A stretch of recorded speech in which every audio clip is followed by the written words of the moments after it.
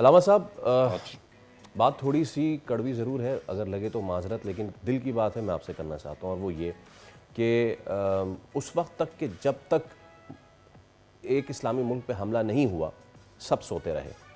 2 سال ہو گئے اس 7 اکتوبر کے بعد کے واقعے کو، اور بتدریج عمارتیں گرائیں، جہاں پناہ لیا اقوام متحدہ کی عمارتوں کو ان کو بمبارڈ کیا.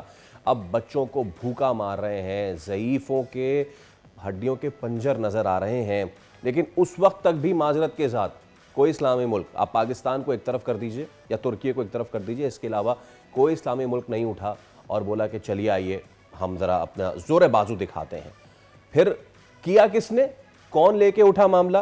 ایک بچی جو کہ گریٹا تھنبرگ جس کا نام ہے اور اس کے نام ہے، اور اس کے ساتھ پھر ہمارے سینیٹر مشتاق بھی لگے، اس کے ساتھ نیلسن منڈیلا کا پوتا بھی لگا.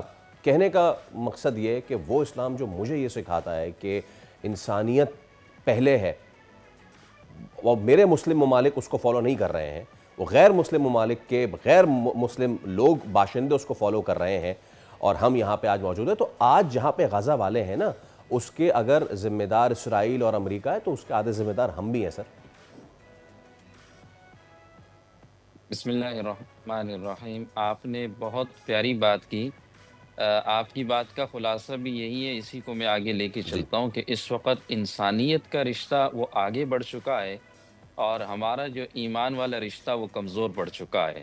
ایک ایسی خاتون 44 ممالک کے لوگ، جس کے اندر 80% سے زیادہ لوگ جو ہے وہ غیر مسلم ہیں، نان مسلم ہیں، اور چند مسلمان ہیں، اور وہ یہ لے کر نکلے ہیں کہ ہم یہ محاصرہ توڑیں گے، اور جو ہے کشتیوں کے اندر ادویات لے کر نکلے ہیں، سامان لے کر نکلے ہیں، بچوں کے لیے خشک دودھ لے کر نکلے ہیں، اس عزم کے ساتھ نکلے ہیں. اور یہ میں ان کی تاریخ پڑھ رہا تھا کہ یہ صرف آج نہیں، بلکہ یہ جو نام آپ نے لیا گریٹا تھنبرگ، یہ اس سے پہلے بھی 3 دفعہ جا چکی ہے، اور اس سے پہلے بھی یہ جو ہے وہ گرفتار ہو چکی ہے. لیکن بار بار یہ جاتی ہے، ایک پیغام دیتی ہے کہ دیکھیں میں خاتون ہو کر ایک انسانیت کے جذبے کے ساتھ جا رہی ہو، اور تم لوگ جو ہے وہ ابھی تک سو رہے ہو.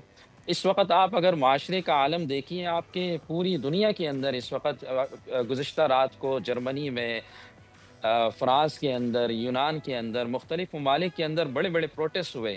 لیکن ہمارے مسلمان ملکوں میں ابھی بھی لوگ سو رہے ہیں، ابھی بھی غفلت کی نیند میں اس وقت پڑے ہیں، وہ جاگنے تک تیار نہیں ہے. اور یاد رکھیے، یہ جو آگ اس وقت نکلی ہے، اور یہ جو ایک بدماشی کرنے والا یہ جو ملک ہے، جو ہر ملک کی وائلیشن کو توڑ رہا ہے، کسی بھی ملک کے قانون کو نہیں مانتا، بین الاقوامی قانون کو نہیں مانتا، ہر جگہ جہاں چاہتا ہے وہ کھل کر حملے کر رہا ہے، تو یہ ایک وقت ایسا آئے گا کہ ہم سب کے سروں پر بھی یہ بات آئے گی. ہمارے پیارے نبی کریم صلی اللہ علیہ وسلم نے کیا فرمایا؟ آپ نے فرمایا کہ مسلمانوں کی مثال آپس میں ایک جسم واحد کی طرح ہے، اور آپ نے ان انگلیوں کو اس طرح آپس میں باندھ کے بتایا کہ یہ ایسے آپس میں ہونے چاہیے کہ جسم کے ایک حصے میں درد ہوتا ہے تو جسم کا پورا حصہ درد محسوس کرتا ہے.